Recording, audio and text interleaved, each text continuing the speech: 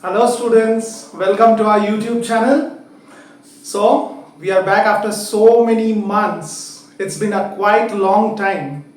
So I want to congratulate all my students, those whom I have taught in various institutions as well as my present institution, those who have passed ICC and I.S.C with very good marks. So this is just the stepping stone of your life. So you need to go far, very far. Okay? So today we will learn the chapter of vectors in physics. This is the very fundamental basic of physics. Okay? So most of the students are those who have taken up science in class 11. By knowing how much time it will take and to just really get accommodated with the syllabus, it takes a huge time, and by the time you understand, examinations are already knocking on the door, right? So I'll be guiding you in physics. Already I have written the name of the chapter, vectors. So we will go very slowly. We will understand each and every topic very minutely. I will give you some examples also.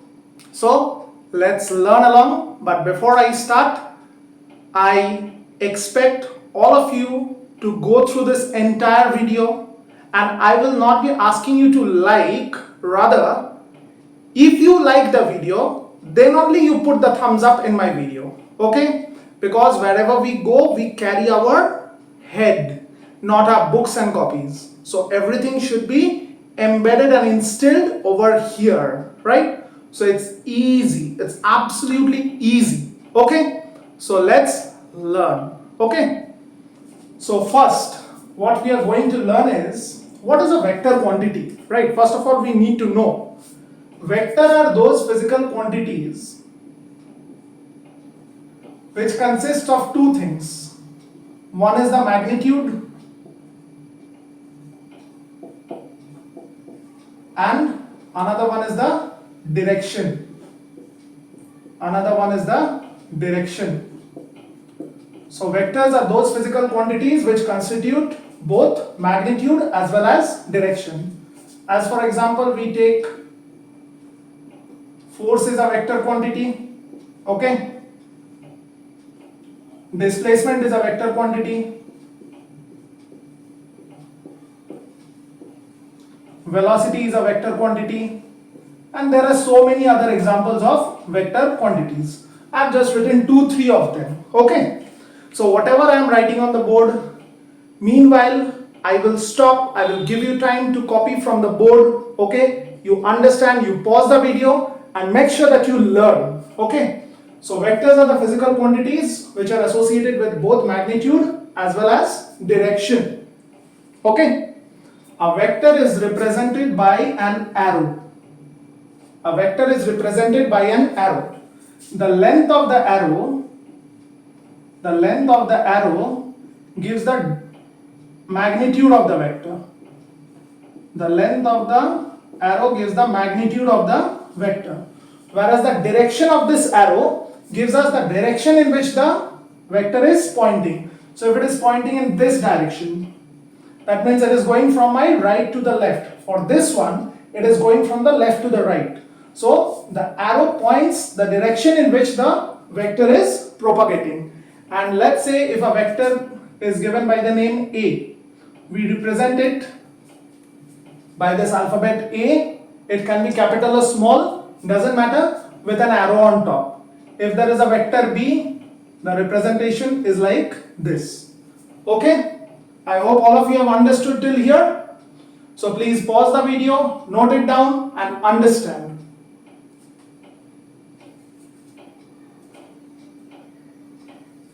Okay, so now next we need to know that a vector can be shifted parallelly on a plane. Please note down, I am repeating, a vector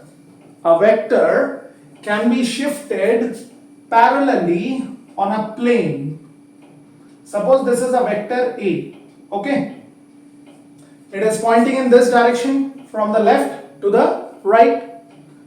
So this vector can be shifted over here This vector can be shifted over here.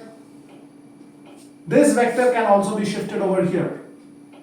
But one thing you observe very carefully, that wherever I have shifted the vector, right, I have not rotated it like this. I have not rotated the vector.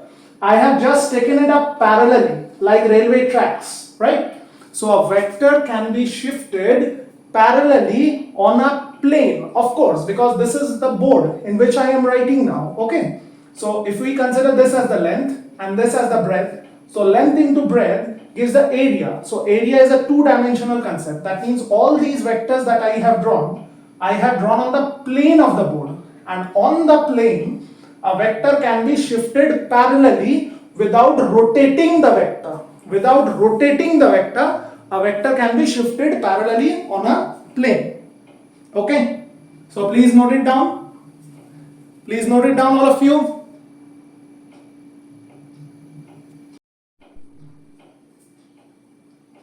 Note it? Okay. Now we will move on to parallelogram law.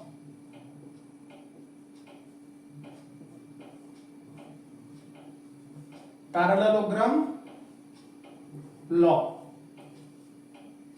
So what does this law says? Suppose we have two vectors. This is vector A and this is vector B. We need to find out the resultant of these two vectors. The resultant means the addition, the sum of these two vectors. Now in scalars, we normally add the two numbers, 2 plus 3, 5 plus 8, 11 plus 12, we do like that.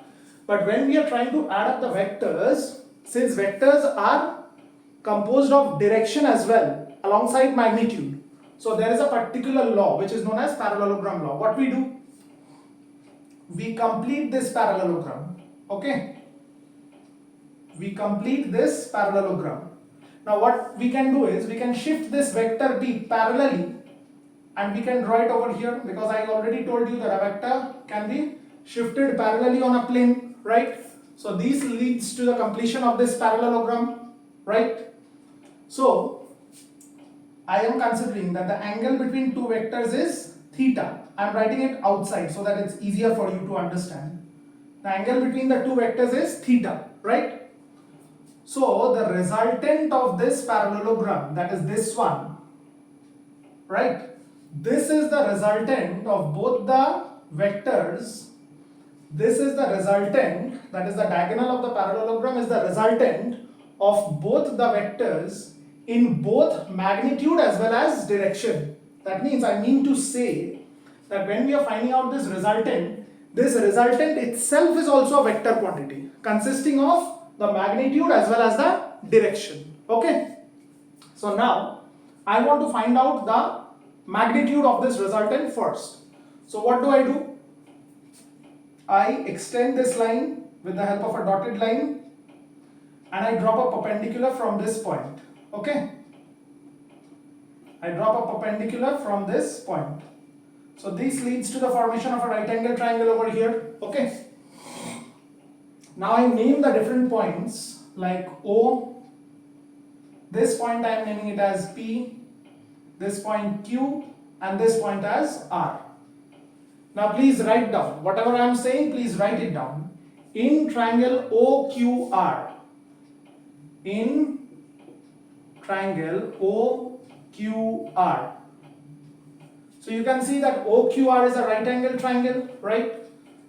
So we can very well apply Pythagoras theorem. So that is hypotenuse square. Here the hypotenuse is OR. So OR square is equal to base square, that is OQ square, plus perpendicular square, that is QR square.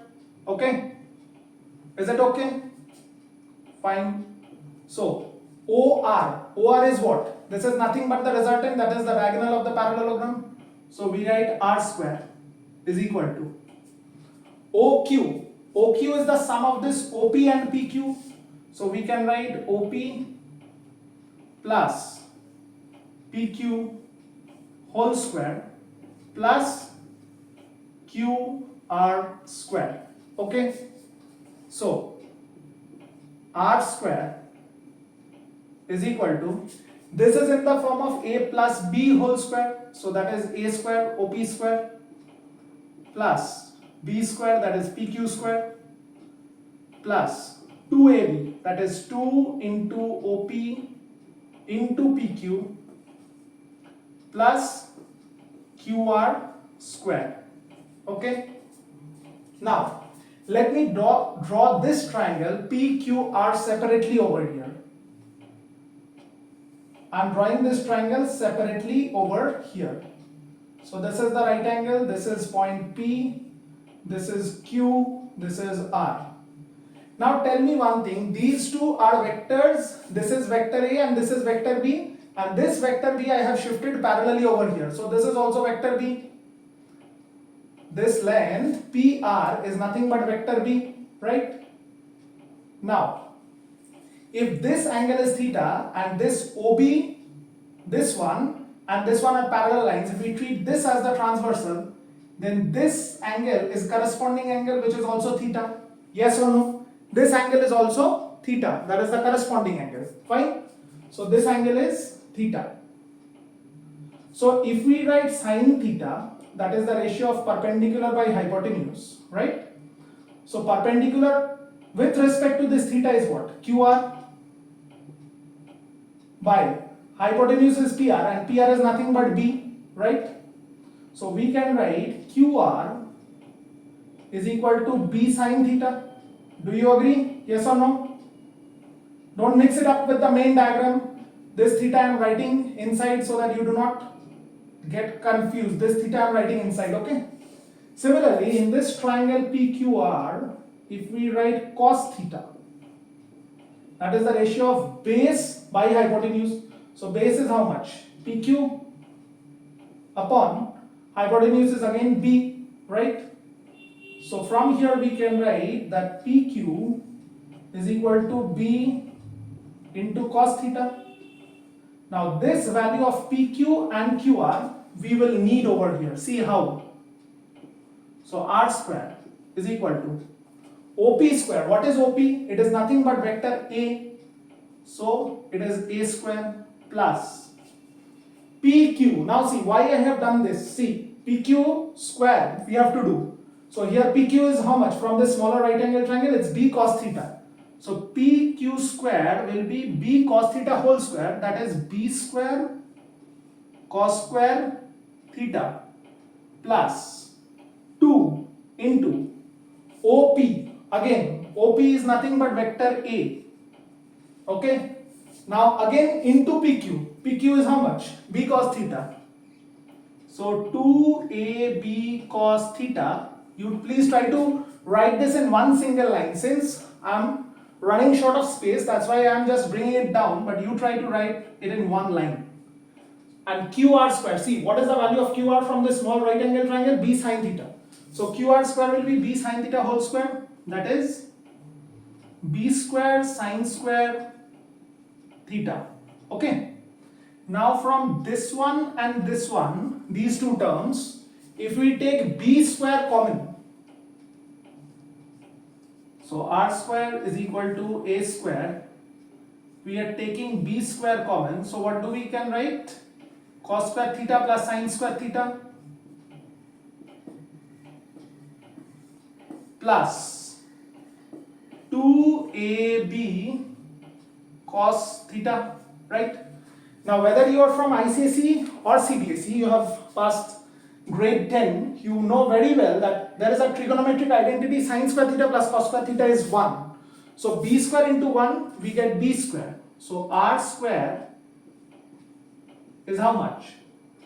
A square plus B square plus 2AB cos theta, right? So we do not want to find out the square of the magnitude, rather we want to find out the magnitude, that is R.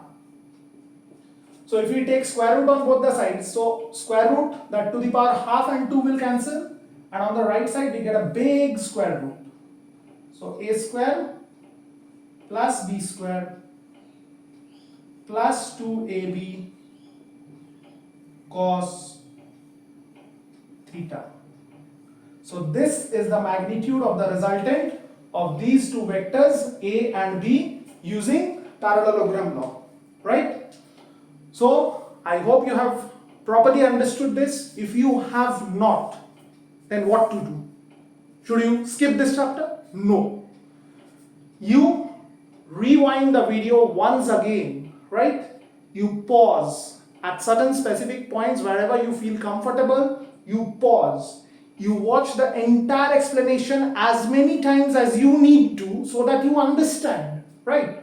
But I want all of you to understand this properly.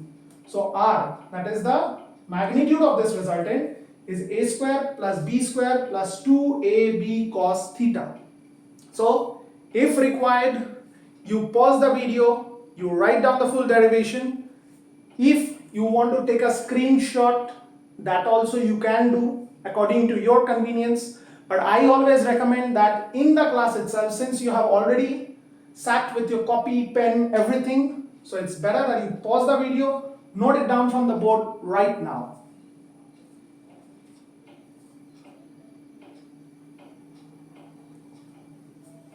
Okay, now I'm just rubbing this part. Okay, I'm just rubbing the derivation part. I'm not rubbing the diagram because we will be needing it once again. Now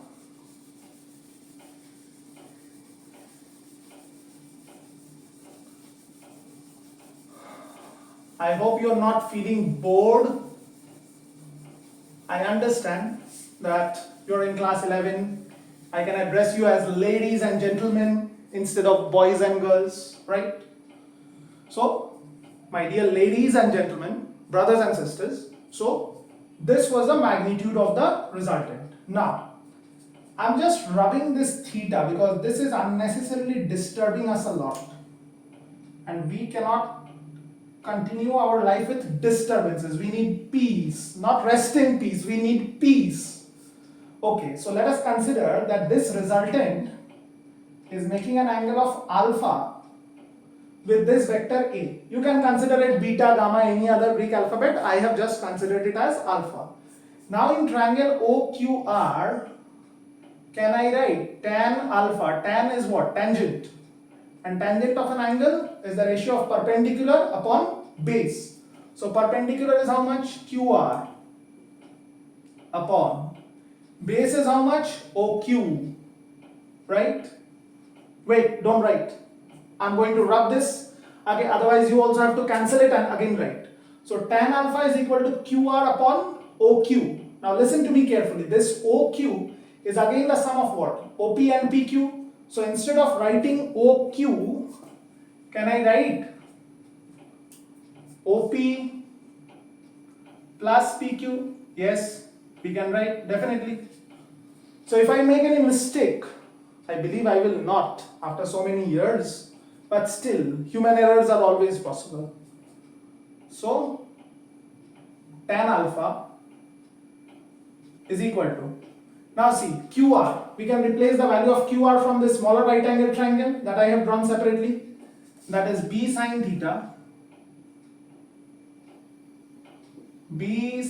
theta upon OP. OP is what? Vector A plus PQ. PQ is what? B cos theta. PQ is B cos theta. So B sine theta over A plus B cos theta. Now we do not want to find out the tangent of this angle. Rather we want to find out this angle itself. So how do we do? Therefore, alpha is equal to, now when tan gets transposed to the right side, it becomes tan inverse. This you will be taught by your mathematics teacher, that when sine is transposed, it becomes sine inverse. Cos is transposed, cos becomes cos inverse. Tan also becomes tan inverse when it is transposed. So it becomes tan inverse B sine theta upon A plus B cos theta. Okay.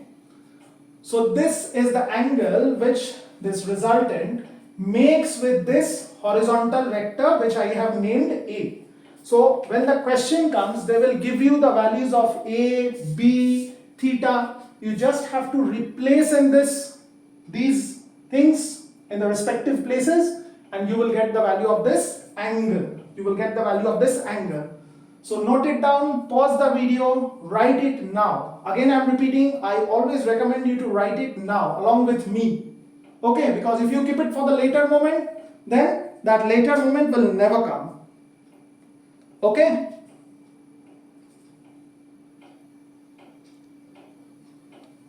So now, let's proceed with one simple question. Let's proceed with one simple question. I'm rubbing all these vectors by now. All of you have understood that our today's class is on the topic of vectors, and we have already learned parallelogram law of vector addition. Okay? Now, suppose this is a question based on parallelogram law that I have just taught you. Here we have a vector, let's say a force of 6 Newton. Here also we have another force of same magnitude, that is 6 Newton. And the angle between these two vectors, that is theta, is equal to 60 degree. The question is, find the resultant. Find the resultant. This is the question. Resultant means both the magnitude as well as the direction of the resultant. Okay. So how to find out the magnitude? So R. Okay. If you complete this imaginary parallelogram like this, okay, if you complete this like this, then you will get the resultant by this diagonal. Yes or no? Right? So what was the formula for the magnitude? A square plus B square plus 2AB cos theta, where theta is the angle between the two vectors. So R is equal to, here both the vectors A and B are of magnitude 6 each. So 6 square plus 6 square plus 2 into 6 into 6 into cos theta. Now here what is the angle between the two vectors? 60 degree. So cos 60, how much it is? 1 upon 2. So 1 upon 2. So this 2 and 2 cancels each other. So R is equal to, this is 36 plus 36 plus another 36. So R is equal to, how much do we get? 18108, right? And we are supposed to put a square root sign on top of this big thing, right? So that is square root of 108. So if you do the prime factorization and find out, so what do you get? 36 comes out. So the resultant becomes, this can be written as what? 36 into 3, right? 36 comes out of the square root, becomes 6. So it's 6 root 3 Newton. So the magnitude of this resultant of these two forces is 6 root 3 Newton. Okay. Now let's come to this angle part. How to find out the angle? Now let me consider this angle as beta. Okay. Don't get confused between alpha and beta. The names, even if they vary, that won't affect the result. So tan beta is what? B sin theta by A plus B cos theta. A plus B cos theta. So tan beta is equal to B.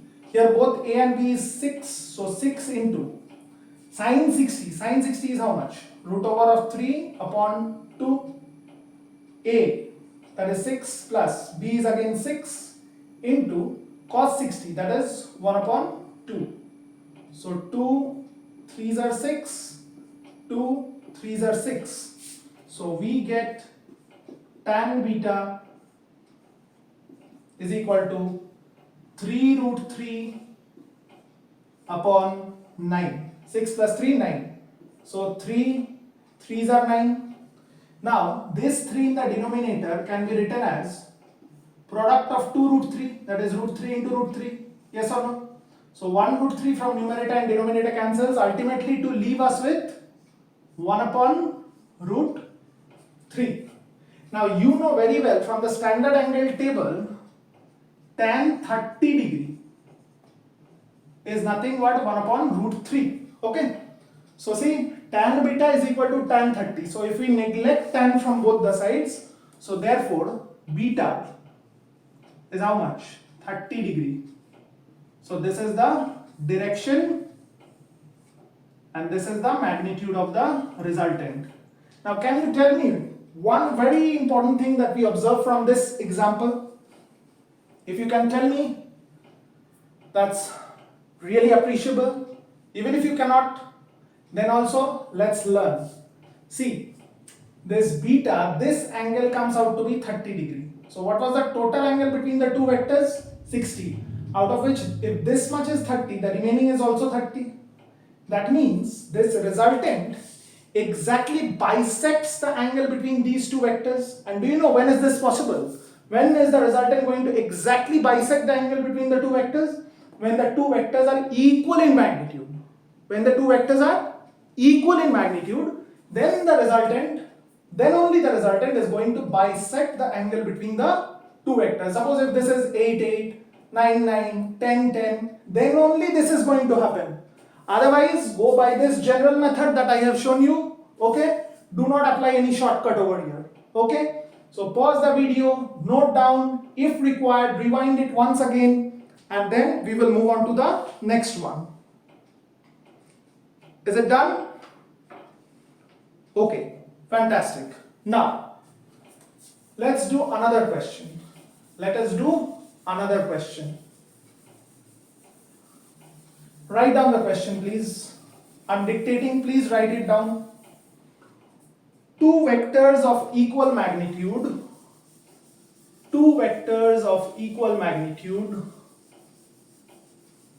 are added.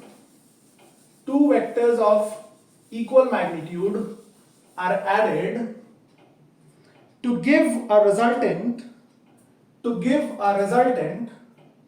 which is of the same magnitude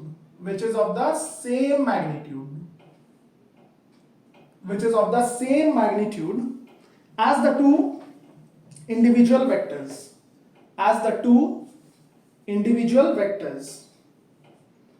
Full stop. Find the angle between two vectors. So it's really hot. I'm also sweating, but nothing can be done. This is grade 11 and we are studying with science, not only science, for commerce and humanities also. We need to put in the oil in the machine. The more oil we put, the more smoothly the machine will run. Okay? So I repeat the question once more. Two vectors of equal magnitude are added to give the resultant which is of the same magnitude as the two individual vectors. Find the angle between two vectors. Okay. So let us consider that this vector, what name do you want to give? Tell me some name. Let's say S. Okay. So we know the formula that r square is equal to a square plus b square plus 2ab cos theta, right? We know this. Now the resultant, that will be going somewhere like this. The magnitude of this resultant is also S. Read the question properly. The magnitude of the resultant is same as that of the two individual vectors, right? So in place of r square, we can write s square. A, that is also s, so s square. B is also s, so s square, plus 2 into a into b, s into s. This also gives 2s square into cos of theta. Great. So s square is equal to s square plus s square, 2s square plus 2s square cos theta. Okay. So now out of this and this we can take 2s square common. So what remains? 1 plus cos theta, right? So now when this s square comes down, the numerator and denominator cancels, okay? So what remains on the left side? 1. This 2 comes below 1, it becomes 1 by 2 is equal to 1 plus cos theta, right? So when we bring this 1 on the left, we get half minus 1, that is equal to cos theta, okay? So cos theta, half minus 1, that is minus half. Now again we have to know a little bit of mathematics. So from the standard angle table you know very well that cos 60 degree is plus half, right? So those of you who have taken mathematics already, you will learn, you will be taught by your teacher that cos 120 is negative half. Those who are with biology, right? So you just need to know that cos of 120 gives us negative half. So we can write minus half as cos 120. Okay. So if cos theta is equal to cos 120, therefore theta is equal to 120. That means the angle between two vectors is 120 degree. So some of you might write that, sir, if the angle between two vectors is 120, but you have shown us this is an acute angle less than 90 degree. But before doing this sum, I had no idea that the angle is going to come out to be like this, obtuse angle. So the real diagram will be somewhat like this. These are the two component vectors. Suppose this is S, and the angle between them is 120 degree. So since both the vectors are of same magnitude, the resultant will pass exactly through the angle bisector. That means this resultant will make 60 degree with this vector as well as 60 degree with this vector. Okay? Is this understood? Very nice. So pause the video. If required, rewind it, note it as many times as you want to. You watch the video, but I want you to learn. Okay? So now I won't be disturbing you for a long time. We will just do one simple topic and then we shut down our shop, right? Because this is a shop, right? We are all opening the dokan. So we will close our dokan. So suppose here we have a vector A and here we have a vector B, right? The angle between them is 60 degree, right? So here if someone asks what is the angle between two vectors A and B, you will say 60 degree. But if the condition is somewhat like this, here we have a vector A and here we have another vector B, here we have another vector B and this angle is 60 degree, right? So you see very well that the tail of this vector A is connected with the head of this vector A. I forgot to tell you what is tail and head. So if this is a vector, wherever we put the arrow, that is the head and the other side is the tail. So in this diagram, here the tails of both the vectors A and B are connected to each other, okay? So the angle between them is 60. But here the head of vector B is connected with the tail of vector A. So, and by doing so, the angle between them is 60 degree. So if someone asks you what is the angle, so what do we have to do in order to find out the angle is, we need to connect both these heads together or both these tails together. So how to do? We know that we can shift a vector parallelly on a plane. So obviously we can bring this vector B like this down, right? This vector B can be shifted parallelly on a plane, right? On doing so, we see that the tail of vector B gets connected with the tail of vector A. Yes. Now this is the angle between vector A and vector B when the two tails are connected together. So this is a straight line and these two angles are linear pairs which sums up to 180. So out of 180, if this is 60 degree, this is 180 minus 60, that is equal to 120 degree. So here the angle between two vectors is 120 degree, but if you would have written the angle between two vectors is 60 degree, that would have given us an incorrect answer, right? So please note it. In order to calculate the angle between two vectors, we need to connect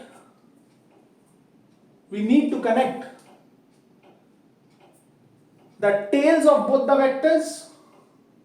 We need to connect the tails of both the vectors, or the heads of both the vectors,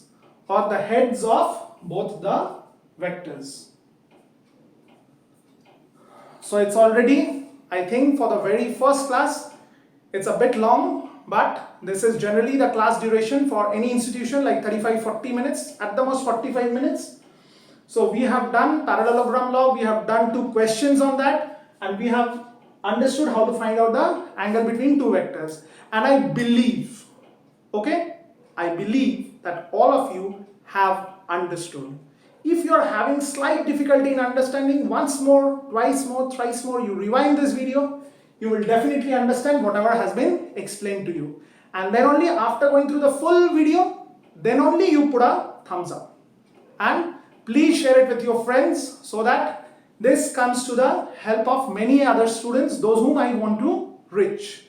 So, before I go, I want to give my mail ID to all of you, so that in case if you are having any problem, you can reach out to me.